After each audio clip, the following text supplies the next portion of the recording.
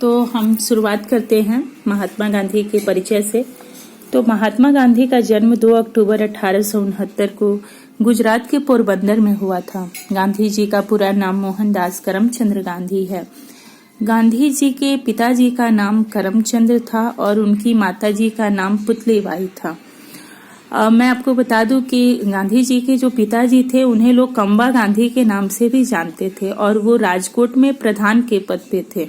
गांधी जी का जन्म एक अच्छे संपन्न परिवार में हुआ था जहां पैसों की कोई कमी नहीं थी, क्योंकि उनके पिताजी प्रधान के पद पे थे तो इसलिए उनके घर में आर्थिक रूप से तंगी का कोई वातावरण नहीं था और उनका घर जो था वो काफी संस्कृत मतलब संस्कृति को मानने वाला था। उनका परिवार जो था वो भारतीय परंपराओं को मानने वाला था। गांधी जी 4 भाई बहन थे, उनमें एक बहन थी उनकी और ये 3 भाई थे।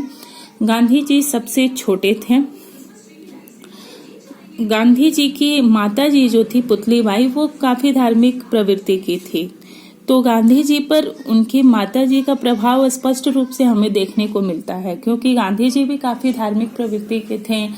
वो अक्सर हर धर्म के ग्रंथों को पढ़ा करते थे और ये हर धर्म के ग्रंथों को क्यों पढ़ते थे या फिर सर्वधर्म समभाव में क्यों विश्वास करते थे, इसकी जानकारी भी हमें उनके जीवन काल से ही पता चलेगी, क्योंकि उनके पिताजी जो थे वो प्रधान के पद पे थे तो उनके यहाँ सभी धर्मों के लोग आते थे और उनके पिताजी से वो लोग बैठकर आपस में चर्चा करते थे, विचार विमर्श करते थे, एक दूसरे के धर्मों के बारे में जानते थे, समझने की कोशिश करते थे। तो इस चीज का उन्होंने अपने बाल्यकाल से ही ये सब चीजें देखी थी, तो इसलिए उनका सर्वधर्म समभाव में विश्वास था और अपने धर्म पे अडिग रहने का जो हट था वो उन्हें अपनी माताजी से मिला था, क्योंकि उन्होंने अपनी माताजी को हमेशा व्रत उपवास इत्यादि करते हुए देखा था।